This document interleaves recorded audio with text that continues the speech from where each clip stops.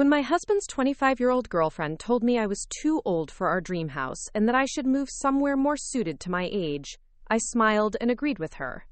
What she didn't know was that I had been secretly planning something that would make her wish she'd never opened her mouth. By the time I was done, their perfect little love nest became their worst financial nightmare, and the house I built with my own 2 hands became the weapon that destroyed everything they thought they deserved. Before we jump back in, tell us where you're tuning in from, and if this story touches you, make sure you're subscribed, because tomorrow, I've saved something extra special for you. My name is Gladys Hughes, and at 57 years old, I learned that sometimes the best revenge isn't getting mad, it's getting methodical. This all started on a Tuesday morning in October when I was doing what I'd done for the past 18 months, pretending I didn't know my husband Marcus was having an affair. I was in the kitchen of our custom-built Colonial in Maplewood Heights, the house I'd designed myself down to the last cabinet pole, making coffee and scrolling through my phone when I saw something that made my blood run cold. A real estate listing. For my house. Our house. The house I'd saved for, planned for, and watched rise from nothing but dirt and dreams. There it was on Zillow, photographed beautifully, with the morning light streaming through the windows I'd specifically positioned to catch the sunrise. Stunning Custom Colonial in Prestigious Maplewood Heights, $850,000. The description made my stomach turn. It talked about the gourmet kitchen with granite countertops, the master suite with cathedral ceilings, the 3-car garage that Marcus had insisted we needed even though we only had 2 cars. Everything I'd poured my heart into, packaged up and priced to sell. I set my coffee down with shaking hands and called the number on the listing. A perky female voice answered. Prestige Properties, this is Amber speaking. How can I help you live your dream today? I almost hung up, but something in me needed to know. I'm calling about the listing on Elmwood Drive, I said, trying to keep my voice steady. Oh yes, the Colonial. Isn't it gorgeous? We just listed it yesterday. The sellers are motivated, relocating for work. Would you like to schedule a showing? I hung up without answering. Marcus wasn't relocating for work. Marcus worked at the same accounting firm he'd been at for 12 years, the same job that barely covered half our mortgage, while my freelance graphic design business had built everything we owned. But apparently, we were motivated sellers. I just hadn't been told about the motivation. I walked through every room of that house like I was seeing it for the first time. The living room where I'd spent weeks choosing the perfect shade of sage green for the walls. The dining room where we'd hosted exactly 3 dinner parties in 5 years, because Marcus said entertaining was too much work. The home office where I'd built my business, working until midnight most nights to pay for the upgrades Marcus wanted but couldn't afford. Every corner held a piece of my soul, and he was selling it like it meant nothing. The front door opened around 11 and I heard Marcus call out, Gladys, you home? Like he always did, like he was still the same man who used to bring me coffee in bed on Sunday mornings. I stayed in the kitchen, listening to his footsteps cross the hardwood floors I'd chosen and paid for. When he appeared in the doorway, he looked different somehow.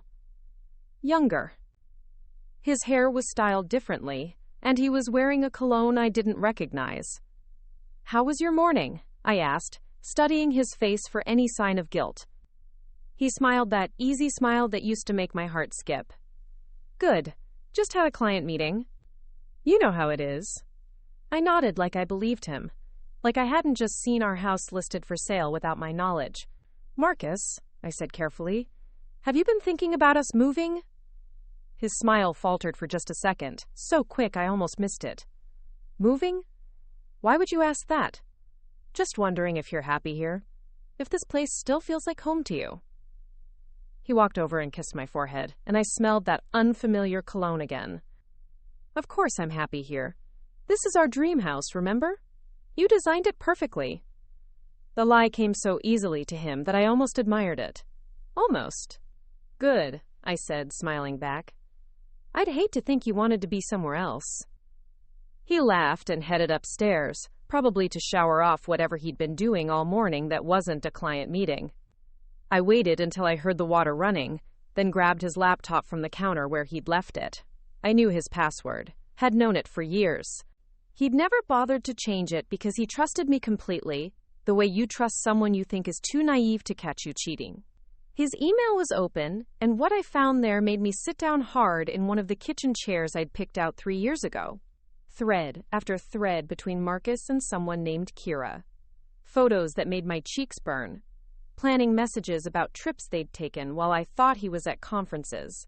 But the one that stopped my heart was from 2 days ago. "Baby," it read, "I talked to the realtor.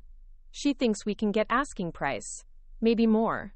Once we sell Gladys's house, we can get that condo downtown you wanted.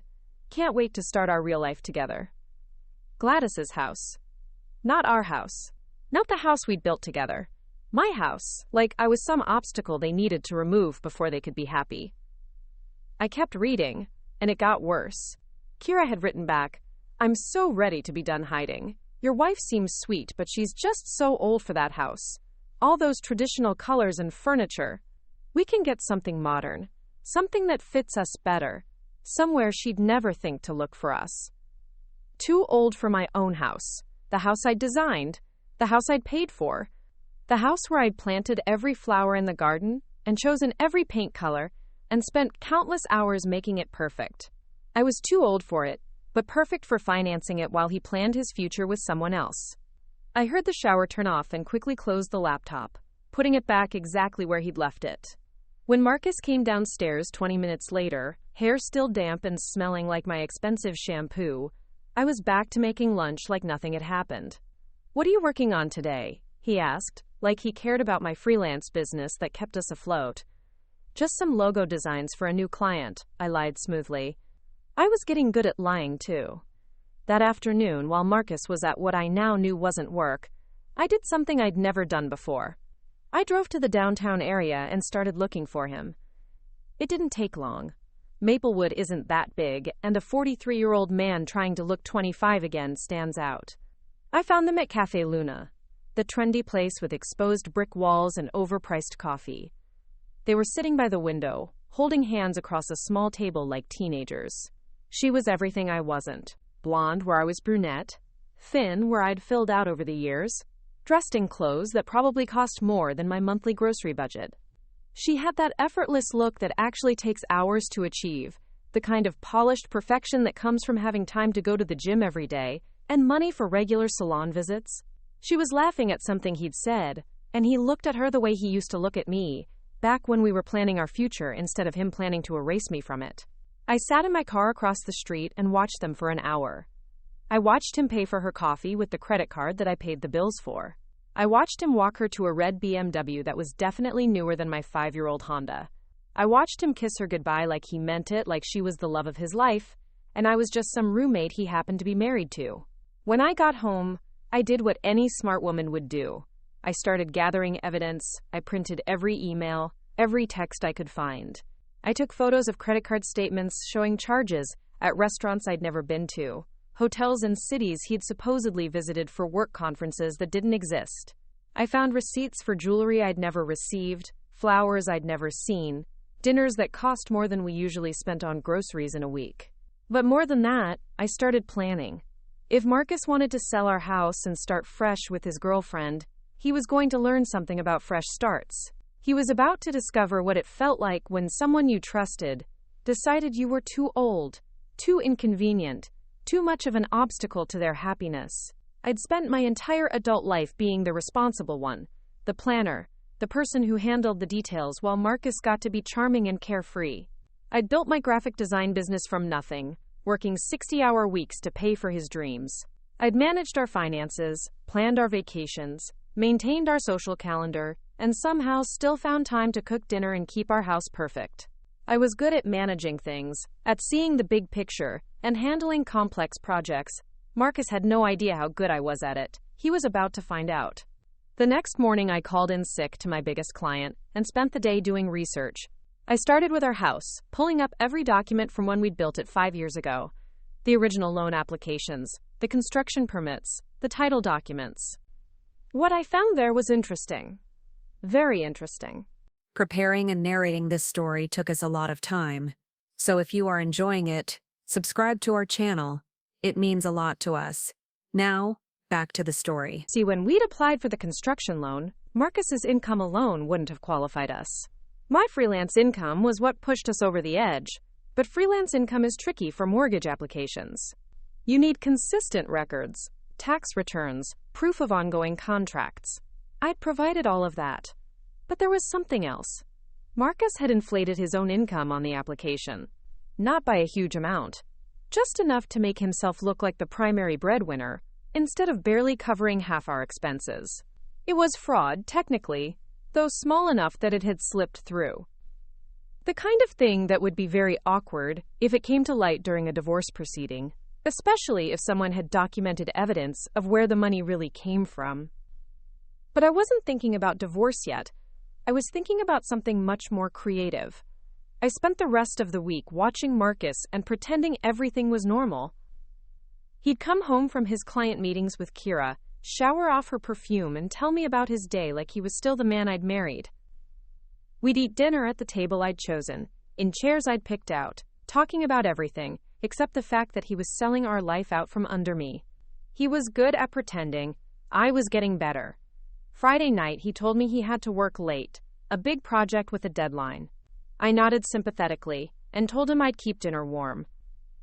As soon as his car pulled out of the driveway, I was on my laptop, diving deeper into the research I'd been doing all week. I'd found Kira's social media accounts, her LinkedIn, even her address. She worked at a marketing firm downtown, made decent money but nothing spectacular. Definitely not enough to afford half of an $850,000 house, which meant Marcus was planning to carry most of the financial load himself. That was interesting, because Marcus's salary, his real salary, wouldn't support the kind of mortgage he'd need for their downtown condo dreams. He was counting on his share of our house sale to fund his new life, plus probably expecting to keep some of our other assets. He'd always left the financial planning to me, so I doubted he'd run the numbers carefully. Marcus wasn't detail-oriented. He was a big-picture guy who trusted other people to handle the messy stuff. I was excellent at messy stuff. Saturday morning brought the first surprise. Marcus announced he was going golfing with some guys from work, which would have been believable, except that Marcus hadn't played golf in 3 years and had sold his clubs at a garage sale. Have fun, I told him, kissing his cheek like a good wife. I'll probably do some work in the garden. He smiled and grabbed his keys, whistling as he headed out to spend the day with his girlfriend. As soon as he was gone, I got to work. Real work. I'd been thinking about this all week, and I had a plan that was either brilliant or completely insane. Marcus wanted to sell our house and start over with Kira. He thought I was too old, too traditional, too inconvenient for his new life. Fine. I was going to give him exactly what he wanted, with a few modifications he wasn't expecting. I started by calling my lawyer, Patricia Chen, whom I'd worked with when I'd set up my LLC for my design business. Patricia, I said when she answered, I need to ask you some hypothetical questions about property law. Hypothetical, she said, and I could hear her smiling. Of course. What kind of hypotheticals are we talking about? The kind where someone might want to protect their assets from a spouse who's planning to divorce them but hasn't mentioned it yet. There was a pause. Gladys, is everything okay? It will be, I said, but I need to understand my options. We talked for an hour, Patricia explaining various scenarios involving property division, business assets, and what constituted marital versus separate property. When I hung up, I had a much clearer picture of what I was working with and what I needed to do to protect myself. The house was tricky because we'd bought it together, even though I'd paid for most of it. But my business was separate property, as were the tools and equipment I'd bought for it over the years. More importantly, there were some financial details Marcus didn't know about. Income I'd kept in separate accounts he'd never paid attention to. When you work freelance, you learn to keep emergency funds. I'd been building mine for 8 years. I spent Sunday planning, while Marcus recovered from his golf game, by sleeping until noon and complaining about being tired. He'd probably spent Saturday night with Kira, but I didn't ask. I was beyond caring about the affair itself. Now I was focused on the aftermath. Monday morning, I did something I'd never done before. I called a private investigator. Pinnacle Investigations, a gravelly voice answered. I need someone followed, I said simply. My husband. I need documentation of where he goes, who he sees, what he does with his time. The investigator, a woman named Janet with 30 years of experience, quoted me a rate that made me wince. Then I thought about Marcus's plans to sell my house and start fresh with his girlfriend, and the price seemed very reasonable. One more thing, I told Janet. I need financial records. Bank statements, credit reports, anything that shows his spending patterns and assets. Can you do that? Legally, she said carefully. There are ways to obtain financial information through proper channels, especially if you're concerned about hidden assets or fraud. Are you planning to file for divorce? Maybe, I said. But first, I want to understand exactly what I'm dealing with. Janet was thorough. By Wednesday, I had a stack of documents that painted a very clear picture of Marcus's secret life. He'd opened credit cards I didn't know about, maxed them out on gifts for Kira, and trips they'd taken together. He'd been skimming money from our joint accounts, small amounts that I hadn't noticed because I was too busy earning it to track every withdrawal. He'd even taken out a personal loan against his 401k, supposedly for home improvements that had never happened. Marcus was broke. Worse than broke, he was in debt up to his eyeballs, which explained why he was so eager to sell the house. He needed his share of the equity to pay off the credit cards and loans before I found out about them. His plan wasn't just to start fresh with Kira, it was to escape the financial mess he'd created while I wasn't paying attention. That changed everything. If Marcus was planning to take half the house value and disappear into his new life, leaving me to discover his debts after the fact, then he wasn't just cheating on me. He was planning to destroy me financially, while making it look like an amicable divorce. He probably figured I'd be so heartbroken about the affair that I wouldn't look too closely at the money until it was too late. He'd underestimated me completely. Marcus had always seen me as the boring, responsible wife who handled the tedious details of life while he got to have all the fun. He'd never considered that those same skills that made me good at managing our household and building my business might make me very, very dangerous when I decided to stop being nice. Thursday evening, I was ready for phase 2. Marcus came home from another client meeting looking pleased with himself. We had dinner at our kitchen table, the one I'd refinished myself 3 years ago, and he told me about his day with the kind of smooth confidence that comes from lots of practice lying. I listened and nodded and asked interested questions like I always did, like I was still the trusting wife who believed everything he told me. After dinner, while he watched a TV in the living room I decorated, I went upstairs to our bedroom and opened the laptop I kept for my design work. I had a project to finish, something I'd been working on all week. It wasn't a logo or a marketing brochure. It was a comprehensive financial analysis of our marriage, cross-referenced with every document Janet had provided and every piece of evidence I'd gathered myself. What I'd discovered was that Marcus hadn't just been unfaithful. He'd been systematically stealing from our joint future, building up debt in secret while planning to leave me holding the bag.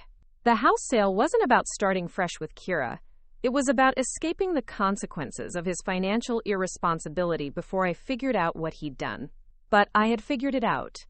And now I was going to show him what happened when you tried to scam someone who was better at details than you'd ever bothered to notice.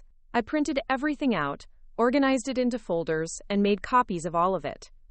Then I sat down and wrote a letter. Not to Marcus, not yet. To Kira, the young woman who thought I was too old for my own house, who was planning to build her dream life on the foundation of my destroyed marriage, who had no idea that her boyfriend was not just a cheater, but a financial disaster waiting to happen. Dear Kira, I wrote, we haven't met, but I think it's time we had a conversation about Marcus. I'm sure he's told you all about our marriage and why it's not working out, but I suspect there are some details he's left out. Important details about money, about debt, about the real reason he's so eager to sell our house and start fresh with you. I attached copies of everything. The credit card statements, the personal loans, the evidence of his financial deception. I included a breakdown of what his actual income was versus what he'd told her, what the house was really worth versus what we owed on it, and what his share of the proceeds would be after paying off all the debt he'd hidden from both of us. Then I added one more thing. A detailed explanation of what would happen to her financially if she moved in with him, bought property with him, or otherwise entangled her life with his. How his debt would become her problem. How his bad credit would affect her ability to get loans or buy anything in her own name. How his pattern of financial deception would likely continue long after I was out of the picture. I sealed the letter in an envelope with her name and address written in my best handwriting. Then I put it in my purse and went downstairs to kiss Marcus goodnight, like a loving wife who trusted him completely. Tomorrow was going to be very interesting. Friday morning arrived with the kind of crisp autumn air that used to make me excited about the day ahead. Now it just felt like the perfect weather for delivering bad news. I'd spent most of the night lying awake next to Marcus, listening to him sleep peacefully while I planned exactly how this was going to unfold. He had no idea that his comfortable little world was about to implode, and honestly, that made it even sweeter. I waited until Marcus left for his morning routine with Kira, kissing me goodbye with lips that had probably been on her skin an hour earlier. The performance was getting easier for both of us, I suppose. He thought he was protecting me from the truth until he could make his escape. I was protecting him from knowing just how thoroughly I'd uncovered his lies. After his car disappeared around the corner, I grabbed the envelope I'd prepared and drove downtown to Kira's office building. Premier Marketing Solutions occupied the third floor of a sleek glass tower that screamed young professional success. I'd looked up their client list online, impressive roster of local businesses, and a few national accounts. Kira worked in account management, which meant she was good with people, good at maintaining relationships, good at presenting things in the best possible light. She was about to get a masterclass in truth-telling. I took the elevator to the third floor and walked up to the reception desk where a young man with perfectly styled hair and an expensive suit smiled at me. "Good morning, how can I help you?" he asked with the kind of enthusiasm that suggested he genuinely enjoyed his job. "I need to deliver something to Kira Thompson," I said, holding up the envelope. "It's personal, from a family friend. She's expecting it." The lie came easily, and why shouldn't it? I'd been watching Marcus lie smoothly for months. "Of course," the receptionist said, reaching for the envelope. "I can make sure she gets it." I shook my head gently. "I'm sorry, but I really need to give it to her personally. It's quite important, and I promised I'd put it directly in her hands." He hesitated for just a moment, then picked up his phone. "Let me see if she's available." While he made the call, I looked around the office space. Open concept, lots of natural light, trendy furniture that probably cost more than most people's cars. This was the world Kira lived in, the world she was trying to pull Marcus into. Professional, polished, expensive. No wonder she thought I was too old for the house I'd built. In her mind, I probably represented everything outdated and unfashionable about Marcus's current life. "She'll be right out," the receptionist said, hanging up the phone. "She's just finishing up a client call." I thanked him and moved to wait by the floor-to-ceiling windows that looked out over downtown Maplewood. It really was a nice view, I had to admit. You could see the river from here, and the old courthouse with its historic clock tower. If you squinted, you could probably see the neighborhood where my house sat, the house that Kira thought she was too young and too sophisticated to live in. "Mrs. Hughes?" The voice behind me was younger than I'd expected, with just a hint of nervousness. I turned around to see Kira Thompson in person for the first time, and she was even prettier than she'd looked from across the street at the coffee shop. Blonde hair that fell in perfect waves, makeup that looked effortless but probably took 45 minutes to apply, and a navy blue dress that hugged her figure in all the right places. She looked like someone who'd never had to worry about money, never had to choose between buying groceries and getting her hair done, never had to work 60-hour weeks just to keep the lights on. "Miss Thompson," I said, extending my hand with a smile that I hoped looked friendly rather than predatory. "Thank you for taking a few minutes to see me. I know you're busy." She shook my hand, and I could feel the slight tremor in her fingers. Interesting. Marcus had obviously told her who I was, which meant she knew exactly why I might be standing in her office on a Friday morning. "Of course," she said, glancing around the open office space where several of her coworkers were pretending not to watch our interaction.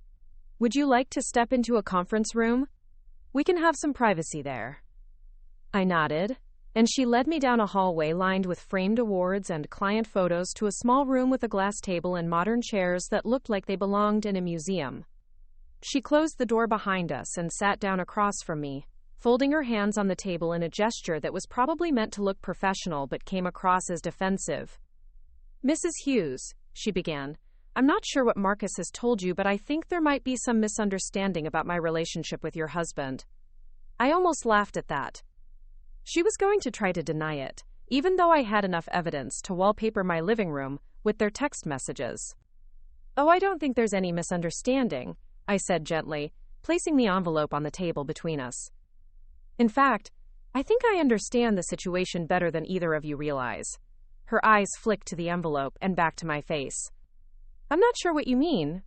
"Kira," I said, leaning forward slightly, "I'm not here to make a scene or cause problems at your workplace. I'm here because there are some things you need to know about Marcus, things that affect your future together, and I suspect he hasn't been entirely honest with you about our financial situation."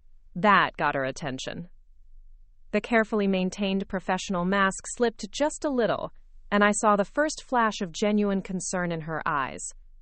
"Financial situation?" she repeated, like she wasn't sure she'd heard me correctly. "Marcus said you two were getting divorced, that the house sale was part of the settlement. He said it was all very amicable." Now I did laugh, just a little. Amicable. Yes, I suppose it would seem that way from the outside. "Tell me, Kira, what has Marcus told you about his income? About our debts? About why he's so eager to sell the house we built together?" She shifted in her chair, clearly uncomfortable with the direction this conversation was taking. "I don't think that's really any of my business. Marcus's finances are between you and him." "Normally, I'd agree with you," I said, sliding the envelope across the table toward her. "But since you're planning to build a life with him, since you're the one he's leaving me for, I thought you might want to know what you're getting into. Consider it a gift from one woman to another." She stared at the envelope like it might explode if she touched it. "Mrs. Hughes, I really don't think I should be looking at private financial documents." "They're not private anymore," I said simply. "The moment Marcus decided to plan a future with you while lying to both of us, he made them very much your business. Open it, Kira, or don't, and find out the hard way after you've moved in together and his creditors start calling." The silence stretched between us for what felt like an eternity. I could see her internal struggle playing out across her face, curiosity warring with whatever ethics she thought she had about getting involved in someone else's marriage. Finally, curiosity won. She picked up the envelope and carefully opened it, pulling out the stack of documents I'd organized so carefully. I watched her face as she read through the first page, a summary I'd created that laid out Marcus's real financial situation in terms anyone could understand. Her expression went from skeptical to confused to genuinely alarmed as the numbers sank in. "This can't be right," she whispered, flipping to the credit card statements. Marcus said he was financially stable, that he just needed to liquidate some assets from the marriage to make a fresh start. "Marcus says a lot of things," I replied evenly. "Keep reading. It gets more interesting." She did, and with each page, her face grew paler. The personal loans, the maxed-out credit cards, the money he'd been skimming from our joint accounts to pay for their relationship. When she got to the part about his inflated income on our mortgage application, she actually gasped. "He committed mortgage fraud?" she asked, looking up at me with wide eyes. "Technically, yes. Nothing huge, just enough to qualify for a loan he couldn't actually afford on his real salary. The kind of thing that could cause problems if it came to light during a contentious divorce." I paused, letting that sink in. "The kind of thing that would make it very difficult for him to get approved for another mortgage anytime soon." She set the papers down and stared at them like they were evidence in a murder trial. "I don't understand. If he's in this much debt, why is he so confident about buying the condo downtown?" He showed me listings, talked about putting an offer in next month. "Because he's counting on his share of our house sale to pay off all this debt and still have enough left over for a down payment. What he probably hasn't told you is that after paying off what we owe on the house and settling his hidden debts, there won't be much left. Certainly not enough for the kind of place you two have been looking at." I could see her doing the math in her head, adding up the numbers from the documents and realizing that Marcus's grand plan was built on financial quicksand. "But he said," She started, then stopped. He said the house was almost paid off, that you two had built up significant equity. We have, I confirmed. I have. I've been paying the majority of our mortgage for 5 years, while Marcus's income barely covered the utilities and groceries. The equity exists, but it's not as simple as he's made it sound. She was quiet for a long moment, staring at the papers spread across the conference table. When she finally looked up at me, there was something different in her expression. The defensive young woman who'd been trying to protect her relationship was gone, replaced by someone who was starting to realize she'd been played. "Why are you showing me this?" she asked. "Why not just divorce him and let me figure it out on my own?" It was a fair question, and I'd been asking myself the same thing all week. "Because," I said slowly, "Marcus has spent months planning to leave me holding the bag for his financial mistakes while he runs off to start fresh with you. He's been lying to both of us, using both of us, and I thought you deserved to know what kind of man you're planning to build a future with." She nodded slowly, then asked the question I'd been waiting for. "What do you want from me?" "Nothing," I said, and I meant it. "I'm not asking you to leave him or help me save my marriage or anything dramatic like that. I'm just giving you information so you can make informed decisions about your own life. What you do with it is entirely up to you." I stood up and gathered my purse, leaving the documents on the table. "Keep those," I said. "And Kira? If you do decide to stay with Marcus, I'd suggest getting everything in writing. Financial agreements, property ownership, debt responsibility. Everything. Don't take his word for anything when it comes to money, because as you can see, his word isn't worth much." She was still staring at the papers when I left the conference room, walking past her coworkers, who were definitely pretending not to be curious about what had just happened. The receptionist smiled at me as I waited for the elevator. "Have a wonderful day," he said cheerfully. "You too," I replied, and I meant it. My day was about to get much more wonderful. I drove home feeling lighter than I had in months. Phase 1 was complete, and I had no doubt that Kira was currently having a very different conversation with Marcus than he was expecting. Whether she confronted him immediately or took some time to process what she'd learned, the seed was planted. Marcus's comfortable little deception was starting to unravel, and he didn't even know it yet. But that was just the beginning. Kira learning the truth about Marcus's finances was satisfying, but it wasn't enough. She might decide to work through it with him, might even help him figure out a way to make their dream work despite his debt. Young love can be remarkably resilient when it comes to financial obstacles, especially if she thought they could overcome them together. No, I needed something more permanent, something that would ensure Marcus couldn't just charm his way out of the consequences of his choices. I needed to make sure that when he tried to sell our house and escape into his new life, he'd discover that some bridges, once burned, can't be rebuilt. I spent the rest of Friday afternoon making phone calls. First to Patricia, my lawyer, to discuss the legal implications of what I'd discovered about Marcus's hidden debts and financial deception. "Gladys," she said after I'd explained the situation, "this changes everything about how a divorce settlement would work. If he's been hiding assets and debt, if he's committed fraud, you have grounds for a much more favorable outcome than a simple 50-50 split." "I'm not sure I want a divorce," I told her, which was true. "I want justice, but I'm not sure divorce is the right kind of justice." There was a pause on the other end of the line. "What kind of justice are you thinking about?" "The kind where Marcus gets exactly what he's been planning to give me." "Nothing." My second call was to Janet, the private investigator. "I need you to dig deeper," I told her. "I need to know everything about Marcus's financial situation, every account, every debt, every asset. I also need to know about Kira's finances, her family situation, anything that might affect how she reacts to learning the truth about Marcus." "Are you sure you want to go down this road?" Janet asked. "Once you start pulling threads, the whole sweater might unravel." "I'm counting on it," I said. My third call was to someone I hadn't spoken to in over a year. My brother David.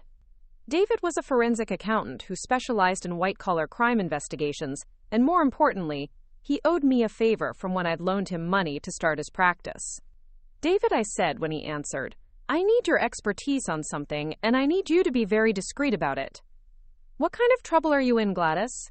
He asked, immediately concerned. I'm not in trouble, I said, but Marcus might be, and I need to understand exactly how much trouble before I decide what to do about it. I gave him the basics of what I'd discovered, and he listened without interrupting. When I finished, he was quiet for a long moment. Gladys, he said finally, what you're describing sounds like a pattern of financial abuse and fraud. If even half of what you've found is accurate, Marcus could face serious legal consequences. Are you sure you want to go down this road? I'm sure I want to understand all my options, I said. Can you help me or not? He agreed to review the documents over the weekend and get back to me with a full analysis. David was thorough and discreet, exactly what I needed for what I was planning. By the time I hung up the phone, I felt like I was finally taking control of my situation, instead of just reacting to Marcus's deception. That evening, Marcus came home later than usual, looking distracted and checking his phone constantly. Everything okay? I asked as we sat down for dinner, another performance of domestic normalcy. Yeah, just work stuff, he said, but his usual smooth confidence was missing. Client issues? You know how it is.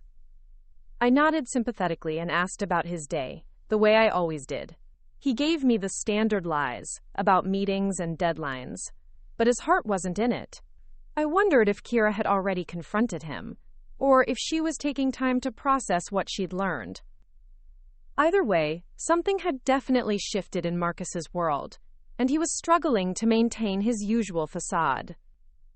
After dinner, while Marcus took a phone call that he claimed was work-related but took in the garage where I couldn't hear, I went upstairs and continued my research. I'd been looking into the legal requirements for mortgage fraud investigations, and what I'd found was very interesting. The kind of fraud Marcus had committed might seem minor, but in the current regulatory environment, lenders were taking even small discrepancies very seriously, especially when someone brought it to their attention with proper documentation. I printed out the contact information for the fraud department at our mortgage company and put it in a folder with copies of all the evidence I'd gathered. Not to use immediately, but to have ready if Marcus escalated his plans to sell the house without my consent. Sometimes the best weapon is the one your opponent doesn't know you have. Marcus's phone call in the garage lasted over an hour, and when he came back inside, he looked like he'd aged 5 years. Who was that? I asked innocently. Just work drama, he said, avoiding my eyes. Nothing I can't handle. But his hands were shaking slightly as he poured himself a drink, something I'd never seen before. Whatever conversation he'd had with Kira, it had definitely not gone according to his plan. The weekend was tense, in a way that neither of us acknowledged directly. Marcus was jumpy, checking his phone constantly, and disappearing for mysterious errands that he claimed were work-related but obviously weren't. I maintained my usual routine of household tasks and freelance work, but I was watching everything, cataloging every sign that his comfortable little deception was falling apart. Saturday afternoon, while Marcus was allegedly at the hardware store, Janet called with an update. Your husband met with Kira Thompson yesterday evening, she reported. Coffee shop downtown, lasted about 2 hours. Based on body language, it wasn't a pleasant conversation. She left first. He sat there for another 30 minutes, looking like someone had died. Anything else? I asked. He's been calling her constantly since then. Short calls, like she's not picking up or hanging up quickly. This morning he drove by her apartment building twice but didn't go in. I'd say whatever you told her yesterday has definitely disrupted their relationship. That was satisfying to hear, but I wasn't naive enough to think one conversation would end Marcus's affair permanently. People in love, or people who think they're in love, have a remarkable ability to rationalize away inconvenient truths. Kira might decide that Marcus's financial problems were something they could work through together, or she might convince herself that I'd exaggerated the situation to break them up. Sunday morning brought the first real crack in Marcus's facade. He came downstairs looking like he hadn't slept, poured himself coffee with shaking hands, and sat at our kitchen table staring at his phone like it held the answers to all of life's problems. Marcus, I said gently, are you okay? You seem upset about something. He looked up at me with eyes that were red-rimmed and exhausted. For just a moment, I thought he might tell me the truth, might confess everything, and ask for forgiveness. Instead, he forced a smile and said, "Just tired. Big project at work. Lots of pressure." The lie was so transparent that I almost felt sorry for him. Almost. "Maybe you should take a day off," I suggested. "You've been working so hard lately, maybe some time to rest would help." He shook his head quickly. "Can't afford to take time off right now. Too much riding on this project." I nodded like I believed him, like I didn't know that his so-called work projects were actually relationship crises with his girlfriend. After breakfast, Marcus announced he was going for a drive to clear his head. "I'll be back in a few hours," he said, grabbing his keys with the kind of desperate energy that suggested he was going to try to fix whatever had gone wrong with Kira. "Take your time," I told him. "I'll be here when you get back." As soon as his car was out of sight, I called David. "Did you have a chance to review those documents?" I asked. "I did," he said. "And Gladys, this is worse than you thought. Marcus hasn't just been hiding debt. He's been systematically draining your joint assets while building up personal debt in his name only. If he divorces you and disappears, you could be left responsible for joint debts while he keeps personal assets you don't even know about." "What kind of assets?" I asked, though I suspected I already knew. "Investment accounts, probably offshore. Cryptocurrency holdings. Maybe even property purchased under shell companies. The kind of things that are hard to trace and harder to recover in a divorce settlement." David paused. "Gladys, I think your husband has been planning this for a lot longer than you realize. This isn't just an affair, it's a financial escape plan." That hit me like a physical blow. I'd thought Marcus was just being impulsive, following his heart into a midlife crisis affair. But if David was right, if this was a long-term plan to systematically steal our joint assets, while leaving me holding the bag for his debts, then Marcus wasn't just unfaithful, he was a criminal. "What can I do about it?" I asked. "Legally, I mean. What are my options?" "Several," David said, "but they all involve making this very public and very messy. Are you prepared for that?" I thought about Marcus coming home tonight, kissing me hello with lips that had been lying to me for months, sitting down to dinner at the table I'd chosen while planning to financially destroy me. "Yes," I said, "I'm prepared for that." David walked me through the process of filing complaints with various regulatory agencies, freezing joint accounts, and protecting my business assets from any potential claims. It was complicated and would require careful timing, but it was doable. More importantly, it would ensure that Marcus couldn't simply sell our house and disappear into his new life, while leaving me to discover his betrayal after the fact. After I hung up with David, I sat in my home office surrounded by the evidence of Marcus's deception and made a decision. I wasn't going to wait for him to make his move. I wasn't going to be the surprised, heartbroken wife who discovered too late that her husband had stolen everything. I was going to take control of this situation before Marcus even realized he'd lost control of it. I opened my laptop and began drafting a series of emails that would change everything. The first was to our mortgage company's fraud department, laying out the evidence of Marcus's deceptive income statements and requesting an immediate investigation. The second was to the credit reporting agencies, alerting them to potential identity theft and fraudulent accounts opened in my name. The third was to my business attorney, requesting an emergency meeting to discuss protecting my freelance income and assets from any potential claims. But the last email was the one that would really get Marcus's attention. It was to the listing agent for our house, the woman whose perky voice had told me about our motivated sellers just a week ago. "Dear Ms. Anderson," I wrote, "I am writing to inform you that there has been a significant change in our situation regarding the property listing for 47 Elmwood Drive. Due to newly discovered financial irregularities and potential fraud concerns, I am requesting that you immediately remove this listing from all platforms and cease any marketing activities until these matters can be resolved through proper legal channels." I attached copies of the relevant financial documents and a letter from Patricia confirming that she was representing me in matters related to the property. Then I scheduled all the emails to send Monday morning at 9 a.m., right around the time Marcus would be sitting in whatever coffee shop he used for his fake client meetings with Kira. By the time Marcus got home Sunday evening, looking defeated and exhausted from what had obviously been an unsuccessful attempt to repair his relationship with Kira, I had everything in motion. Legal complaints filed, accounts frozen, assets protected, and most importantly, the house listing that he was counting on to fund his escape plan, officially dead in the water. "How was your drive?" I asked as he walked through the door of the house he'd been planning to sell without telling me. "Fine," he mumbled, not meeting my eyes. "Just thinking about things." "It's good to think things through," I agreed. "Sometimes when we're making big decisions, it's important to consider all the consequences." He looked at me sharply, like he was trying to figure out if there was hidden meaning in my words. There was, but he wouldn't understand just how much hidden meaning until tomorrow morning, when his carefully constructed plan started falling apart in ways he'd never anticipated. "Marcus," I said gently, "I want you to know that whatever happens, whatever decisions we make about our future, I think it's important that we're honest with each other. Don't you?" He nodded quickly, probably thinking I was talking about the affair he thought I didn't know about. "Of course," he said. "Honesty is important in a marriage." I smiled at him, the same warm smile I'd been giving him for 15 years of marriage. "I'm glad we agree on that," I said, "because I have a feeling that this week is going to bring a lot of opportunities for honesty." He had no idea how right I was. Monday morning arrived with the kind of clarity that comes after a storm, when the air feels clean and everything looks sharper than it did before.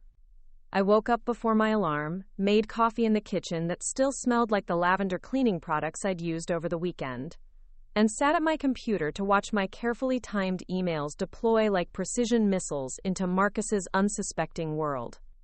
At exactly 9 a.m., I hit send on all of them simultaneously.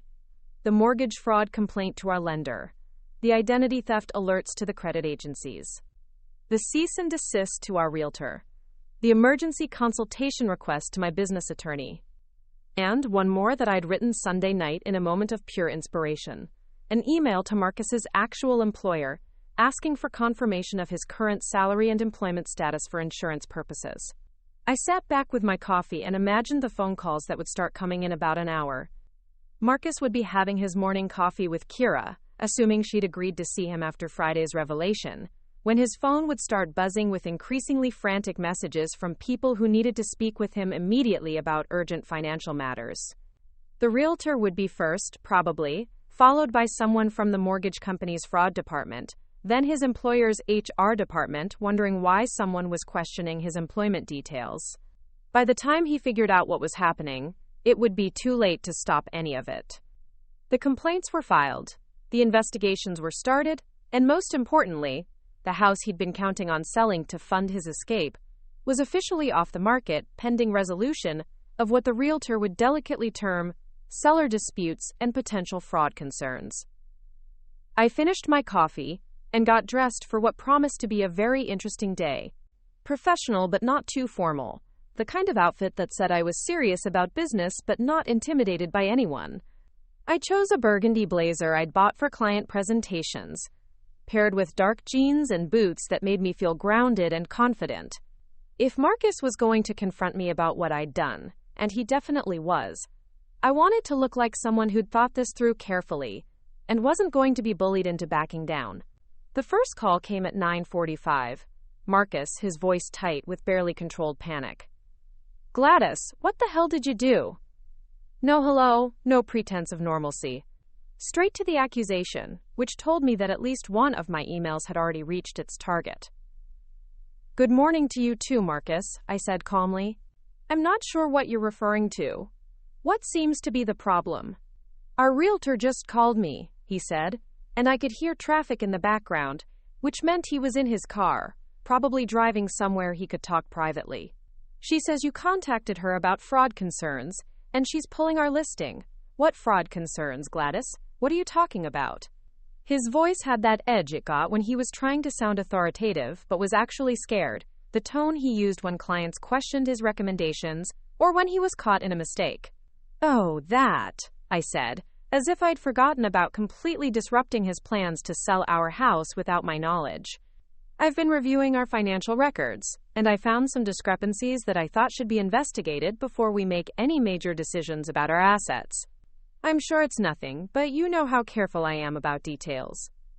There was a long pause, and I could practically hear him trying to figure out how much I knew and how much trouble he was in.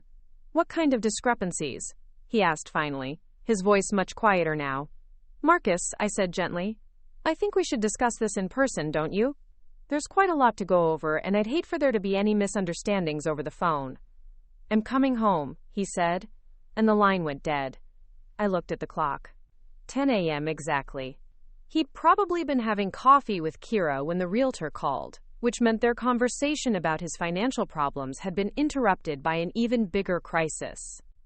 I wondered if she was with him now, if she was about to get a real-time demonstration of what happened when Marcus's carefully constructed lies started falling apart.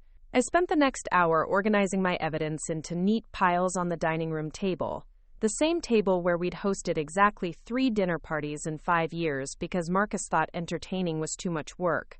Financial statements in one pile, credit reports in another, correspondence with various agencies in a third. I wanted everything visible when he walked in, wanted him to understand immediately that this wasn't an impulse decision or an emotional outburst. This was a comprehensive audit of our marriage, conducted with the same attention to detail I brought to my most important design projects. At 11:15, I heard his car in the driveway, the engine shutting off with more force than necessary. He was angry, which was exactly what I'd expected. Marcus had spent months planning his exit strategy, carefully arranging all the pieces so he could leave me with the debt, while taking his share of our assets to start fresh with Kira. Having that plan disrupted by his supposedly clueless wife was probably more humiliating than if I'd just found out about the affair and confronted him tearfully.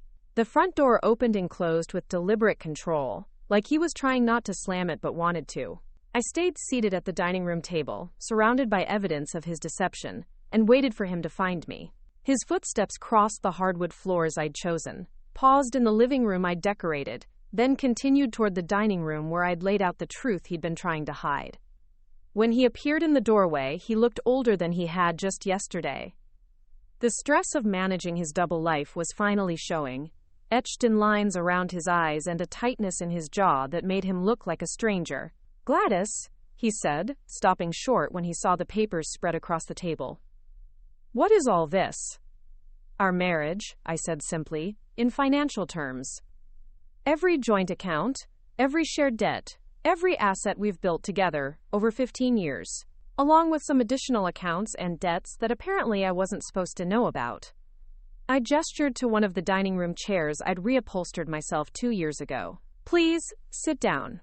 We have a lot to discuss." He remained standing, his eyes scanning the papers on the table like he was trying to assess how much damage I'd uncovered. "Gladys, if this is about the house listing, I can explain. I was just getting some preliminary information, seeing what our options might be. I wasn't going to do anything without discussing it with you first."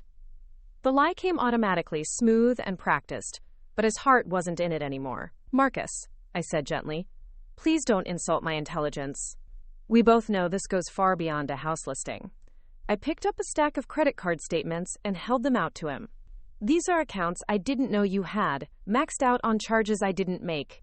Restaurants I've never been to, hotels in cities you claimed to visit for work conferences that don't exist, jewelry I've never received." His face went pale as he recognized the documents. "How did you get those?" he asked, his voice barely above a whisper. "Those are private accounts. Nothing is private in a marriage, Marcus.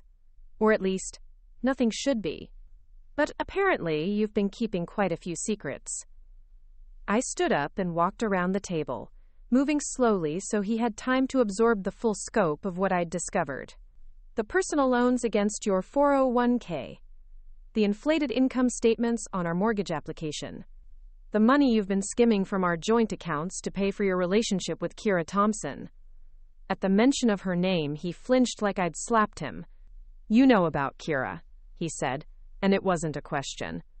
"I know about everything, Marcus. The affair, the financial deception, your plan to sell our house and leave me holding the bag for debts I didn't even know existed. What I don't understand is why you thought you could get away with it." He sank into the chair I'd offered earlier, suddenly looking every one of his 43 years plus a few extra. "It wasn't supposed to be like this," he said, staring at the papers scattered across the table. Things got complicated." I never meant for it to go this far. Which part?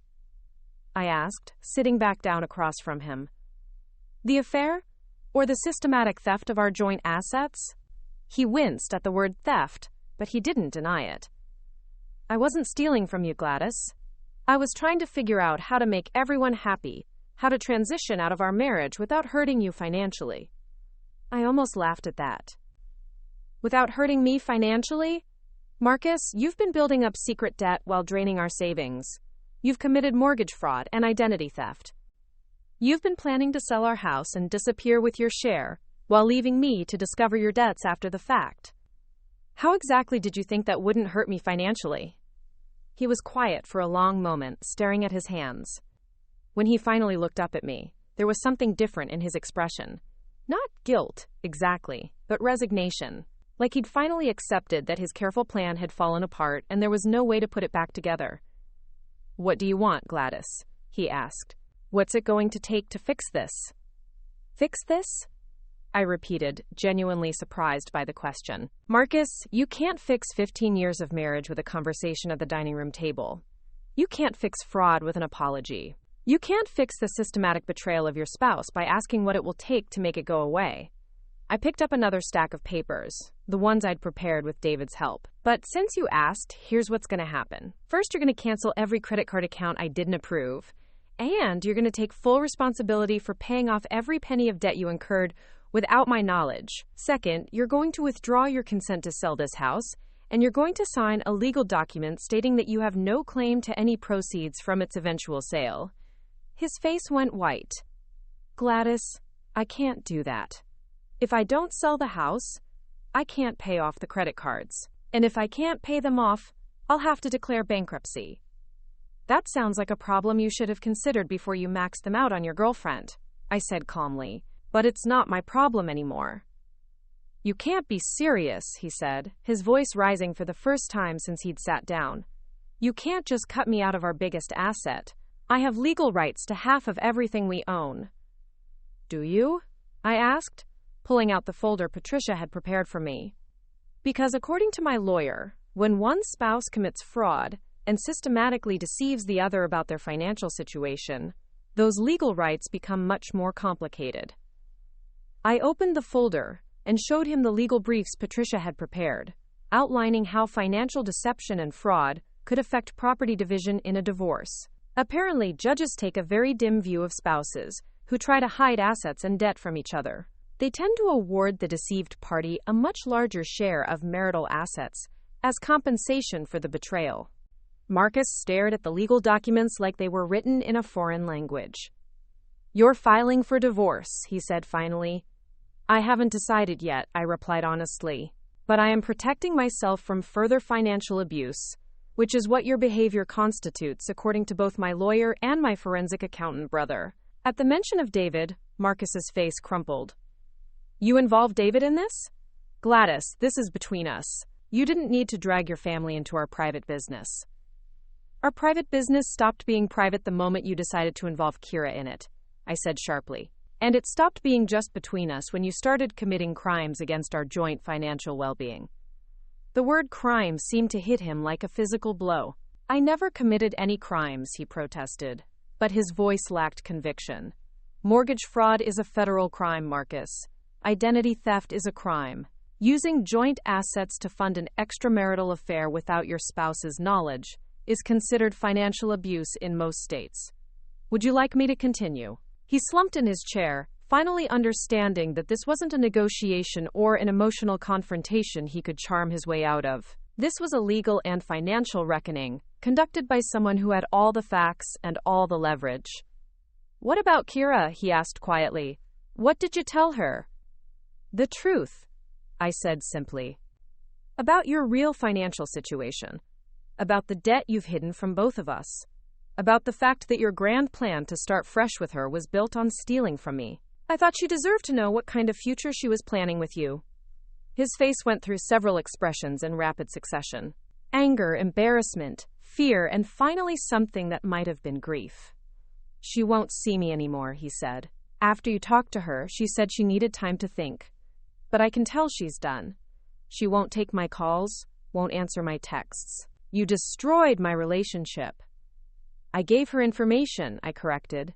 She made her own decision about what to do with it. If learning the truth about your finances destroyed your relationship, then maybe it wasn't as strong as you thought it was. I paused, studying his face. Or maybe she's just smarter than you gave her credit for. Maybe she realized that a man who would steal from his wife might eventually steal from his girlfriend too. That hit home in a way I hadn't expected. Marcus actually flinched, like the possibility of Kira thinking of him as a thief was more painful than losing her. I never stole from you, he said, but the protest sounded hollow even to him. I was just managing our resources differently. Managing our resources, I repeated. Is that what you call maxing out secret credit cards and skimming money from our joint accounts? Is that what you call planning to sell our house without my knowledge and disappearing with your share while leaving me to discover your debts later? I leaned forward slightly. Marcus, what you did was steal from me. You can call it whatever you want, but the credit card companies and the mortgage fraud investigators aren't going to care about your euphemisms. The mention of investigators seemed to drain what little fight was left in him. What happens now? He asked. Do I go to jail? Do we lose everything? Do I end up with nothing?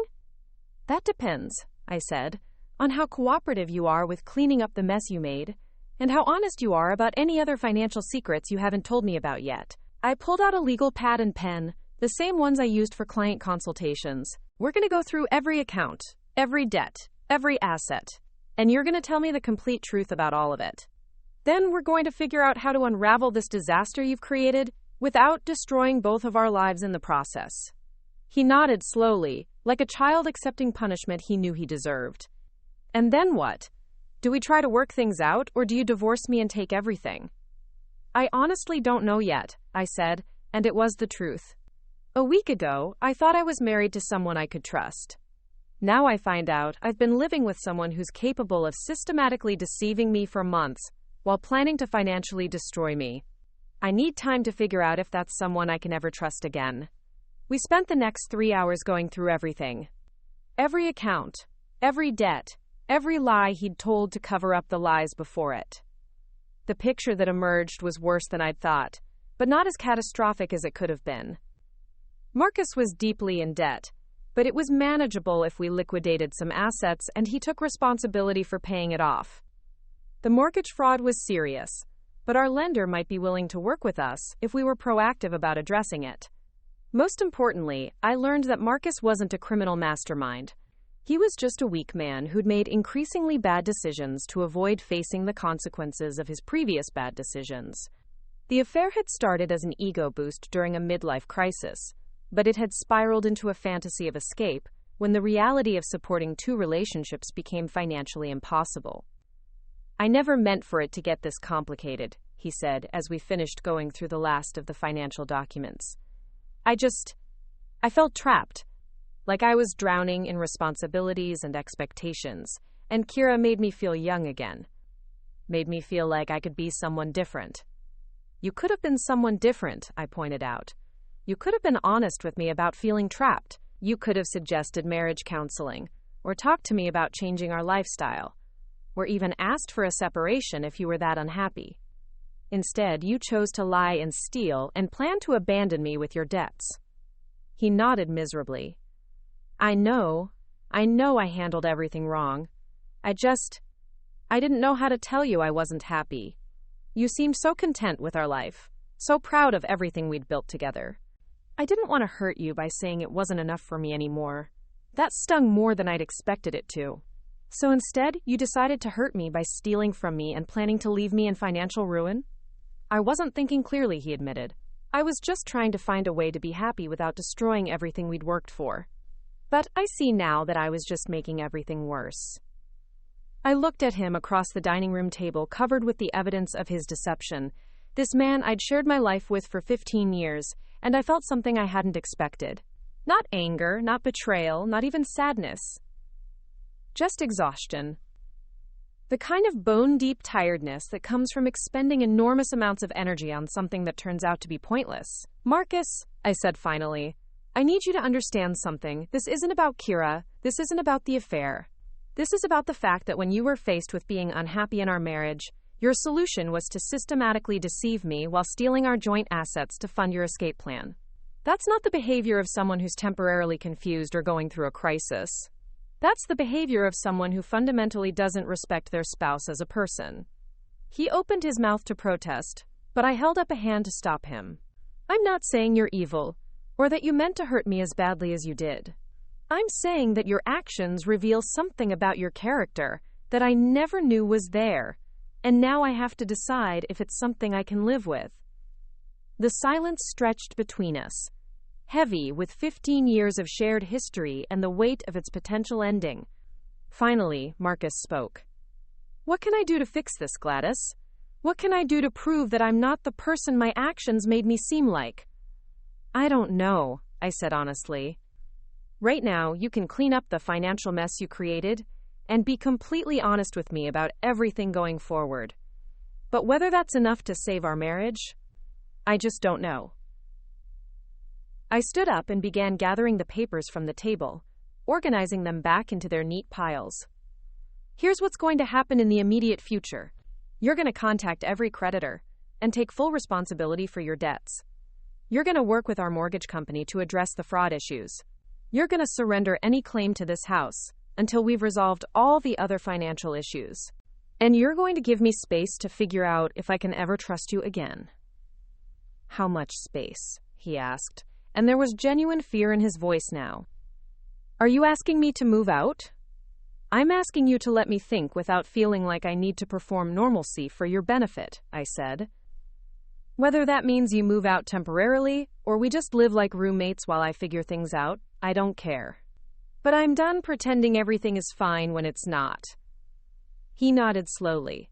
I'll stay in the guest room, he said, and I'll start calling the creditors today. I'll do whatever it takes to fix the financial stuff. Good, I said. But Marcus, understand that fixing the money problems is just the beginning. The real question is whether you're capable of being the kind of person who would never have created these problems in the first place. After he left to make his phone calls, I sat alone in the dining room I'd designed and furnished, surrounded by the evidence of how thoroughly my husband had betrayed my trust. The house felt different now, not like the sanctuary I'd built, but like a crime scene that needed to be processed. Every room held memories of the life I'd thought we were building together, now tainted by the knowledge of what Marcus had really been planning. But strangely, I didn't feel devastated. I felt clear. For months, I'd been living with a vague sense that something was wrong, that Marcus was distant and distracted, that our marriage was slowly dying in ways I couldn't identify. Now I knew exactly what had been wrong, and more importantly, I knew it wasn't my fault. I hadn't failed at being a wife. Marcus had failed at being a husband, and those were very different things. My phone buzzed with a text from Patricia. How did the confrontation go? Are you okay? I typed back quickly. Better than expected. He's cooperating with the financial cleanup. Not sure about the marriage yet, but I'm not in immediate danger of being financially destroyed. Good, she responded. Take your time with the bigger decisions. You don't have to figure everything out today. She was right, of course. I had time now that I'd protected myself from Marcus's immediate plans to sell our house and disappear. Time to think about what I wanted my future to look like. Time to decide if forgiveness was possible or even advisable. Time to figure out if the man I'd married was still somewhere inside the person who'd tried to steal from me. That evening, Marcus and I ate dinner in the same kitchen where we'd shared thousands of meals over 15 years. But we were different people now. He was no longer the charming husband with harmless secrets, and I was no longer the trusting wife who didn't ask inconvenient questions. We were two people who'd discovered they didn't know each other as well as they'd thought, sitting across from each other and trying to figure out if there was anything left worth saving. I talked to 3 credit card companies today, he said, as we ate the pasta I'd made with the same recipe I'd been using for years. They're willing to work out payment plans if I'm consistent with the payments. That's good, I said. What about the mortgage company? They want to meet with both of us next week. They said if we're proactive about addressing the discrepancies and agree to their terms, they won't pursue fraud charges. I nodded. It was a start, at least. Marcus was doing what he needed to do to clean up his mess, which was more than I'd expected from someone who'd spent months lying to everyone around him. "Have you heard from Kira?" I asked, surprising myself with the question. He looked up from his plate, startled. "You want to know about Kira?" "I want to know if there are any loose ends I need to be aware of," I clarified. "If she's going to cause more problems, or if she's completely out of the picture now." He was quiet for a moment. "She won't talk to me," he said finally. "She sent one text saying she needed time to process everything, and then nothing. I think she's done with me." "How do you feel about that?" I asked, genuinely curious. A week ago, I would never have asked my husband how he felt about losing his girlfriend, but nothing about our situation was normal anymore. "Honestly?" he said, relieved in some ways. The whole thing was exhausting, trying to manage 2 relationships, keeping track of all the lies, but also sad. She made me feel like I could be someone different, someone more exciting than the guy who comes home every night and watches TV. "You could still be someone different," I pointed out. "You could be someone honest, someone who deals with his problems instead of running away from them, someone who communicates with his wife instead of lying to her. That would be pretty exciting, actually." He almost smiled at that. "You think it's possible? For me to be that person?" "I don't know," I said honestly. "But if you want to find out, if you want to try to earn back my trust, then you're going to have to figure out how to be that person consistently, not just when you're caught." The conversation ended there, but it felt like a beginning rather than an ending. Not a beginning of reconciliation, necessarily, but a beginning of honesty. For the first time in months, maybe years, Marcus and I were talking to each other, instead of performing for each other. Later that night, as I lay in our bed alone while Marcus slept in the guest room down the hall, I thought about the future I'd been planning just a week ago. Growing old with Marcus in the house we'd built together, maybe traveling more once we paid off the mortgage, possibly becoming grandparents someday if we were lucky. It seemed impossibly naive now, that vision of a simple, comfortable future with someone who'd been planning to abandon me all along. But maybe that was okay. Maybe the future I'd been planning was too small anyway, too focused on maintaining what we had instead of growing into what we could become. Maybe discovering Marcus's betrayal was actually a gift, an opportunity to build something better than what we'd had before, whether that was a stronger marriage or a completely independent life. I fell asleep thinking about possibilities instead of losses, and for the first time in months, I slept deeply and peacefully through the night. 3 weeks later, I was sitting in my lawyer's office reviewing the final settlement documents when Patricia looked up from her papers with something resembling admiration. "Gladys," she said, "in 20 years of practicing family law, I've never seen someone navigate a situation like this with quite so much strategic precision. You've managed to protect your assets, expose the fraud, and still leave room for reconciliation, if that's what you decide you want." The numbers on the papers in front of me told the story of Marcus's complete financial capitulation. He'd agreed to take full responsibility for every penny of debt he'd incurred without my knowledge, roughly $78,000 in credit cards, personal loans, and the costs associated with his affair. He'd signed over his claim to our house, our joint savings, and my business assets. In exchange, I'd agreed not to pursue criminal charges for the mortgage fraud, and to help him negotiate payment plans with his creditors that wouldn't destroy his credit permanently. Most importantly, I'd accomplished something I hadn't even known I wanted when this all started. I'd forced Marcus to face the real consequences of his choices without destroying either of our lives in the process. He was going to spend the next 5 years paying off debt and rebuilding his reputation. But he wasn't going to prison, and he wasn't going to be financially ruined forever. It was justice, but it was proportionate justice. "Have you decided about the marriage?" Patricia asked gently. It was the question everyone had been asking me for weeks, the question I'd been avoiding because the answer kept changing depending on my mood and the day of the week. "I think I have," I said, surprising myself by actually meaning it. "But I want to see how he handles the next few months first." Actions, not words. The Marcus who'd emerged from our confrontation 3 weeks ago was different from the man I'd been married to, but I wasn't sure yet if the difference was permanent or just a temporary response to being caught. He'd been scrupulously honest about money, attending financial counseling sessions, and generally behaving like someone who understood that his marriage was hanging by a thread. But people can maintain good behavior for a few weeks when they're motivated by fear. The real test would be whether he could maintain it when the immediate crisis was over. What would convince you? Patricia asked. What would he have to do to prove that he's genuinely changed? I thought about that for a moment. I think he'd have to prove that he can be unhappy or frustrated or bored without lying to me about it. The affair was bad, but the systematic deception was worse. If he can't learn to communicate honestly when things get difficult, then we don't have a foundation to rebuild on. I left Patricia's office with a folder full of legal documents that essentially made me financially independent from Marcus, while keeping the door open for reconciliation if we both decided we wanted it. It was an unusual arrangement, but then again, our situation had been unusual from the beginning. Most wives don't discover their husband's affair by finding their house listed for sale without their knowledge. The drive home took me through downtown Maplewood, past the coffee shop where Marcus had met with Kira, past the building where I'd confronted her with evidence of his financial deception. The whole area looked different to me now, less like the quaint small town where I'd built my comfortable life, and more like the place where I'd learned to stand up for myself in ways I'd never had to before.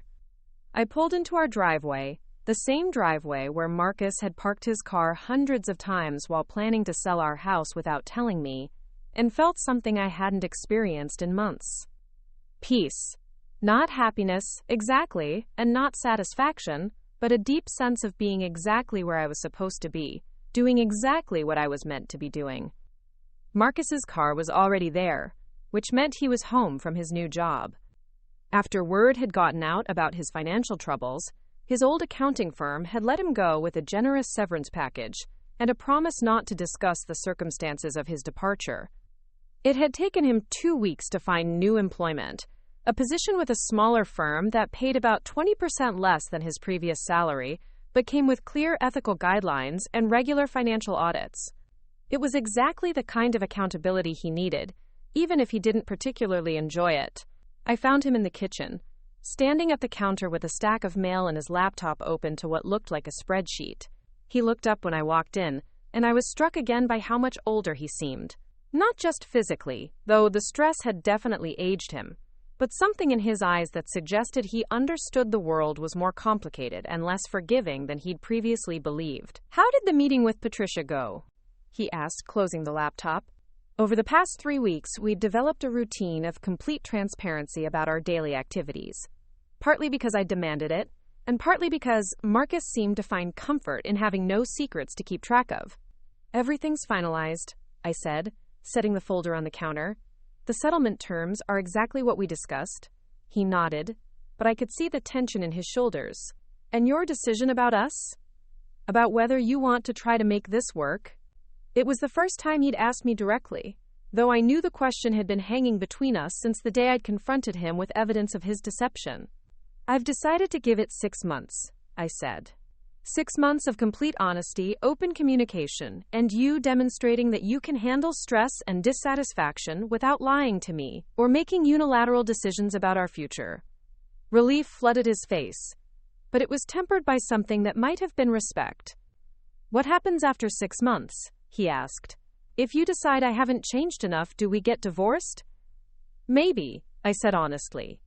"Or maybe we'll both realize that we've grown into different people who want different things, and we'll decide to separate amicably. Or maybe we'll figure out how to build something better than what we had before. I don't know, Marcus, that's why we're given it 6 months."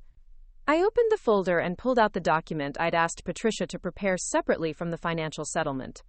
"But if we're going to try this, you need to sign this." He took the paper and read through it carefully, his expression growing more serious with each paragraph.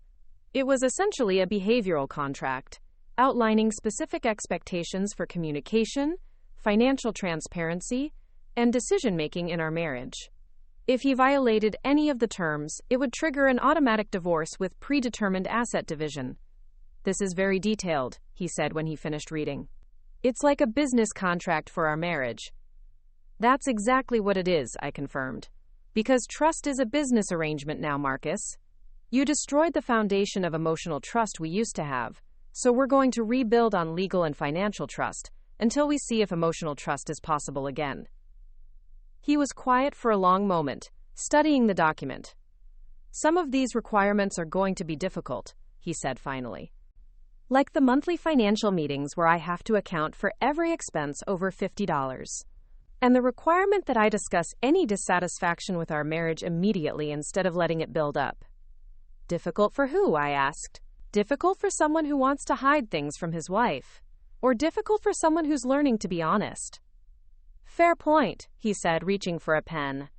If this is what it takes to earn back your trust, then this is what I'll do. He signed the document with the same careful attention he'd probably once given to important client contracts, then looked up at me with an expression I couldn't quite read. Gladys, can I ask you something? Of course. When you found out about everything, when you realized what I'd been planning to do, why didn't you just divorce me immediately? Why give me a chance to fix this?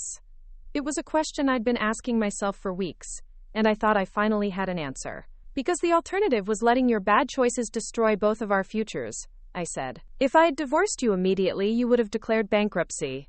I would have lost half of everything I'd worked for, and we both would have spent years rebuilding from nothing. This way, you take responsibility for the damage you caused, I protect what I've built, and we both have a chance to create something better.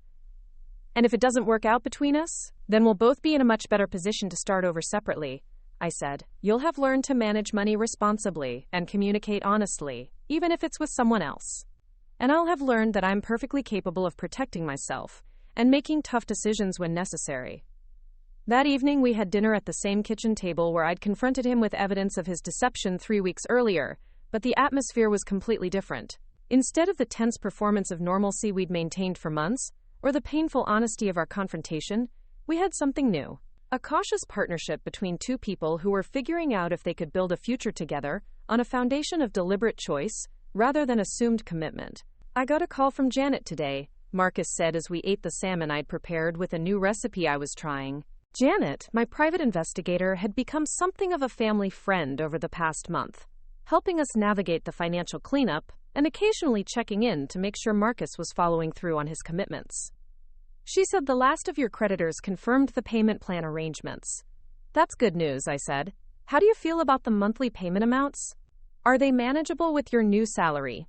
It felt strange to be discussing Marcus's debt repayment like a business arrangement, but it was working better than our previous system of me handling all the finances while he remained blissfully ignorant of our actual situation.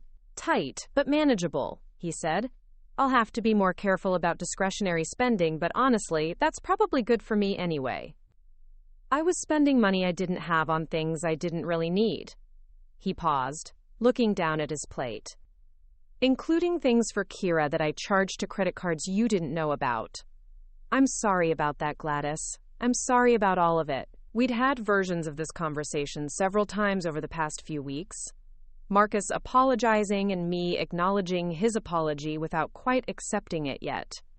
Forgiveness, I'd learned, wasn't something that happened in a single moment of grace. It was something that had to be earned through consistent behavior over time, and we weren't there yet.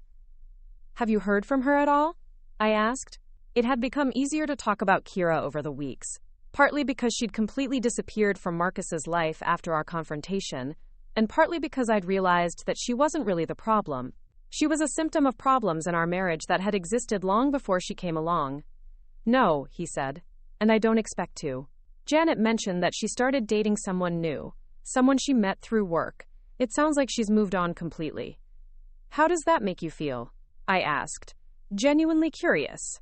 A month ago, the question would have been torture for both of us, but now it felt like information we both needed to understand. Sad, but not devastated, he said thoughtfully. I think I understand now that what I felt for Kira wasn't really love. It was escape. She represented a fantasy life where I didn't have to deal with mortgages and joint checking accounts and the day-to-day responsibilities of being married. But that fantasy life was never real, and trying to make it real is what got me into this mess. It was the most insightful thing I'd heard Marcus say about his affair, and it gave me hope that maybe he really was capable of the kind of self-reflection that would be necessary for us to rebuild our marriage. What about us? I asked. What do I represent to you now? He considered the question seriously, the way he'd learned to consider all my questions over the past few weeks. Reality, he said finally, but not in a bad way.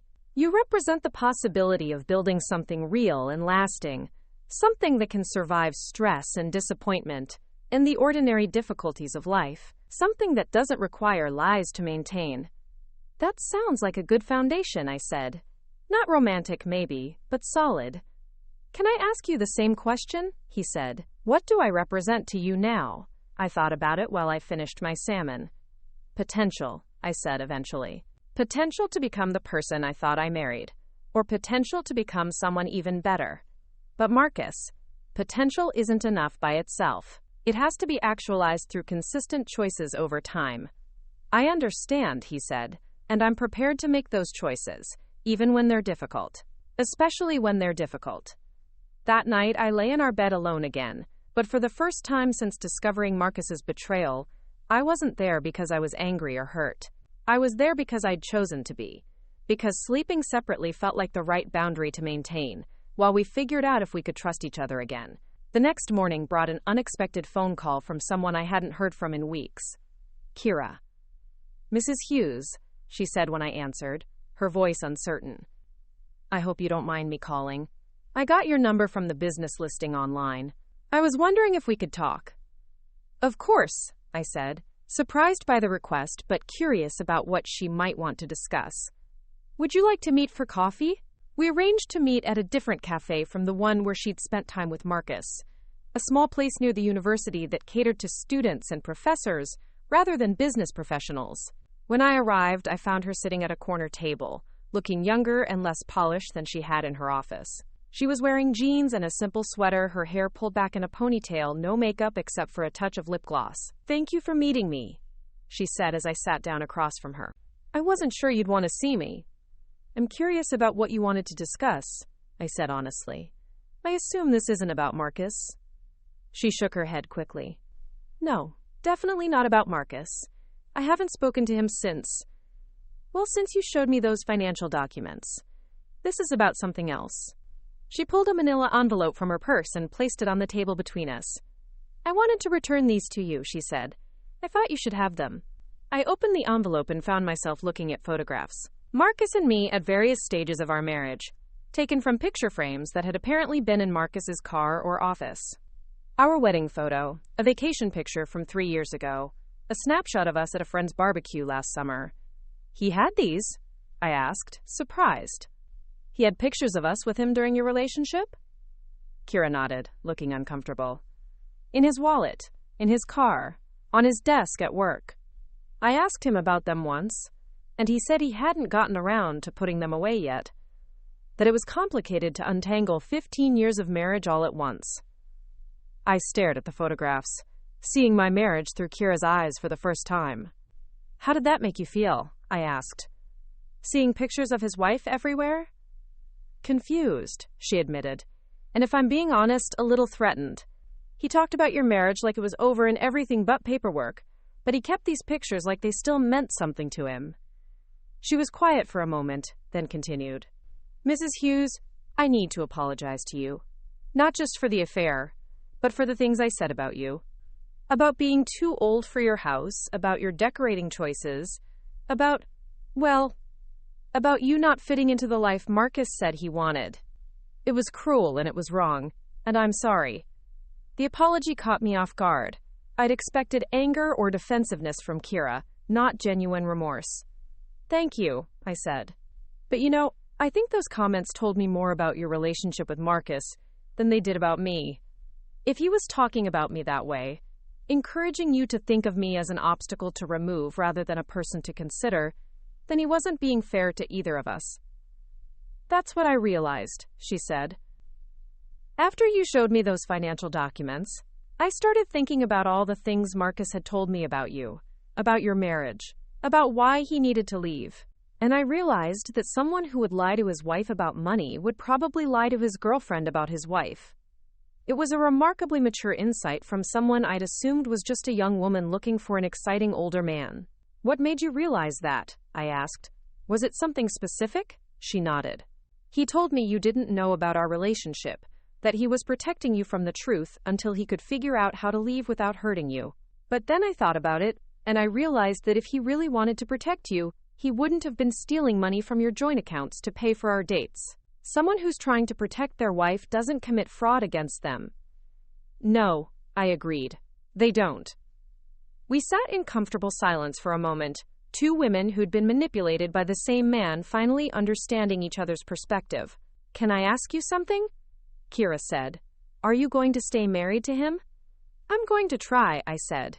But not because I've forgiven him, and not because I think our marriage can go back to what it was before. I'm gonna try because I think we might be able to build something better, something based on honesty instead of assumptions. Do you think people can really change? She asked. I mean, fundamentally change, not just modify their behavior temporarily. It was the question I'd been wrestling with for weeks.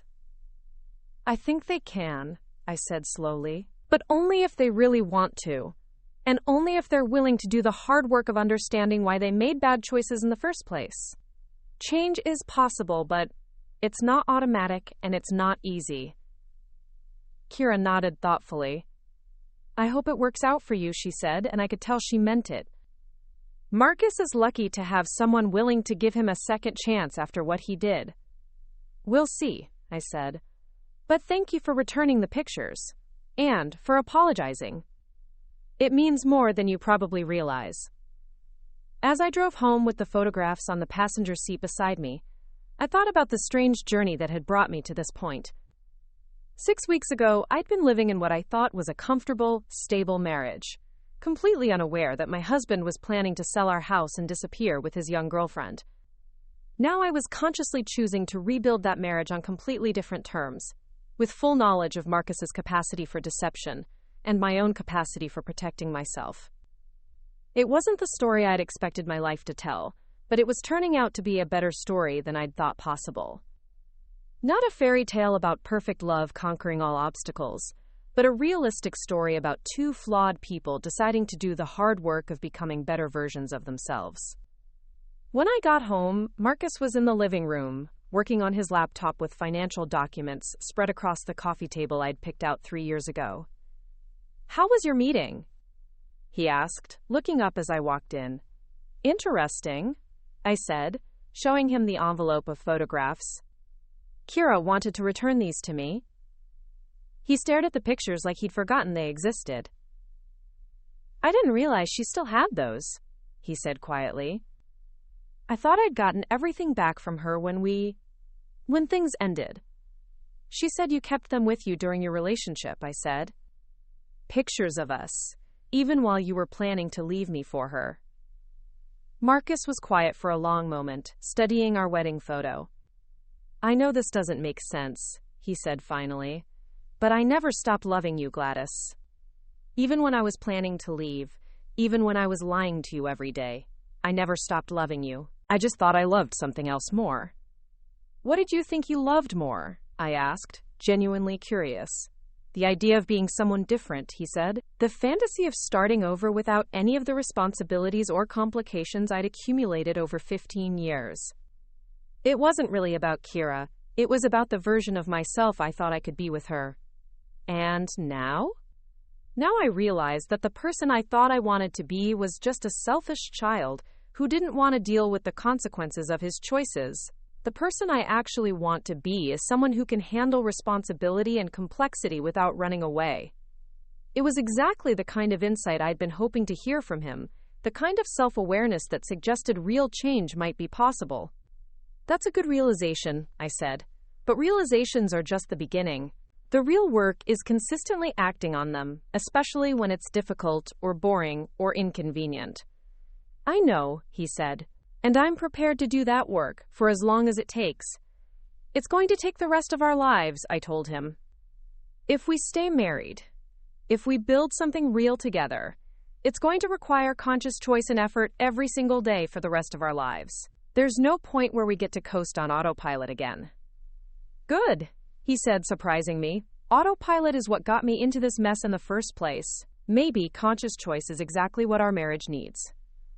6 months later, I was standing in the same kitchen where I'd first discovered our house listed for sale. But everything was different now. The financial crisis was resolved, with Marcus halfway through his debt repayment plan and our credit ratings slowly recovering. More importantly, we'd developed new patterns of communication that made our marriage feel more like a partnership than a performance. Marcus had kept every requirement of our behavioral contract, attending counseling sessions, maintaining complete financial transparency, and discussing any dissatisfaction or concern immediately, instead of letting it build up into resentment. More surprisingly, I discovered that having a husband who talked to me honestly about his feelings, even when they were difficult feelings, was much more interesting than living with someone who pretended to be content all the time. I got the final payment confirmation from the mortgage company today, Marcus said, showing me the email on his phone. The fraud investigation is officially closed, and our account is back in good standing. It was the last piece of the financial puzzle, the final resolution of the crisis that had started with a real estate listing I'd never authorized. How does it feel? I asked, knowing that you've cleaned up all the damage from your mistakes? Exhausting, he said honestly, but also satisfying, in a way I didn't expect. I've never had to work this hard to fix something I'd broken before. It's given me a different perspective on the value of what we've built together. I looked around the kitchen I'd designed, in the house I'd almost lost to Marcus's deception, and realized that it felt like home again. Not because we'd gone back to our old patterns, but because we'd created new ones that were stronger and more honest than what we'd had before. Marcus, I said, I've made a decision about our marriage. He looked up from his laptop, alert and slightly nervous. After 6 months of rebuilding trust, we both knew this conversation was coming, but that didn't make it any less significant. I want to stay married to you, I said. Not because I've forgotten what you did, and not because I think you'll never make serious mistakes again. I want to stay married to you because I like the people we've become through this process, and I think we can build something together that's worth the effort it's going to require. Relief flooded his face, but it was tempered by something deeper than gratitude. Respect, maybe, or recognition that this wasn't a return to our old marriage but the beginning of something entirely new.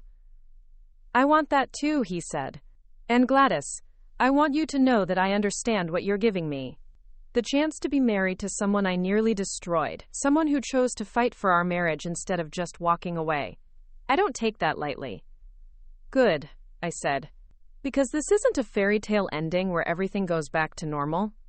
This is the beginning of the rest of our lives, and we're going to have to earn each other's trust and love every single day.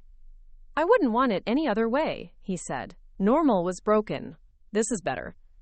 That evening, we had dinner at the same table where I'd confronted him with evidence of his betrayal 8 months earlier.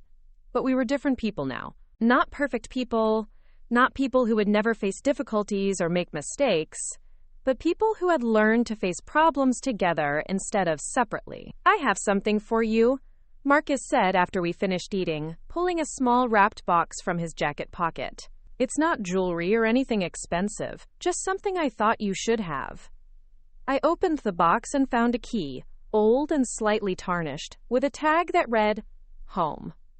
It's the key to the first apartment we lived in together, he explained. I kept it all these years, through 3 moves and 15 years of marriage. I carried it in my wallet even during the worst of my deception, like a reminder of who we used to be.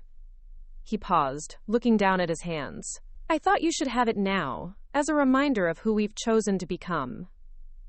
It was a perfect gift, not because it was valuable or romantic, but because it acknowledged both our history and our future. We'd started over in a small apartment with nothing but love and optimism, and now we were starting over again in a house we'd built together, with honesty and hard-won wisdom. Thank you, I said, holding the key up to catch the light from the chandelier I'd chosen 3 years ago. I'll keep it somewhere safe. We don't need it to unlock anything anymore, Marcus said, but maybe it's good to remember where we came from and how far we've traveled to get here. As I got ready for bed that night, I thought about the woman I'd been 8 months ago, the woman who'd discovered her house listed for sale and had responded by systematically dismantling her husband's plans to destroy their marriage. That woman had been strong and smart and capable, but she'd also been operating from a place of fear and anger. The woman I was now had learned that strength didn't have to come from anger, that intelligence could be used to build as well as to protect, and that capability included the ability to forgive without forgetting, to trust without being naive, and to love someone fully while still maintaining the boundaries necessary for self-respect. For the first time in 8 months, Marcus and I went to bed in the same room, in the same bed we'd shared for years, but with a completely different understanding of what sharing meant. Not the unconscious merging of two people who'd stopped seeing each other clearly, but the conscious choice of two individuals who decided to build a life together. "Gladys," Marcus said as we settled into sleep, "thank you for not giving up on us. Thank you for fighting for something I'd almost thrown away." "Thank you for becoming someone worth fighting for," I replied. "And Marcus, if you ever lie to me about anything significant again, I won't give you another chance to explain." "I know," he said, "and I'm glad you won't. It means I can trust you to protect yourself, which makes it easier for me to trust myself with your heart." It was exactly the right thing to say, the kind of thing that could only come from someone who'd learned that real love includes accountability, that trust has to be earned through actions, and that the strongest marriages are built on foundations of mutual respect rather than blind faith. I fell asleep that night thinking about the future I was choosing to build, not with the naive optimism of a young bride, but with the informed determination of a woman who'd learned exactly what she was capable of when her back was against the wall. It was a future that would require work and vigilance and daily choices to prioritize honesty over comfort, but it was a future I'd chosen deliberately, with full knowledge of both its possibilities and its risks. And that, I realized as sleep took hold, was the best kind of future there was. Not perfect, not guaranteed, but chosen. And sometimes, being chosen is better than being perfect. Up next, you've got 2 more standout stories right on your screen. If this one hit the mark, you won't want to pass these up. Just click and check them out.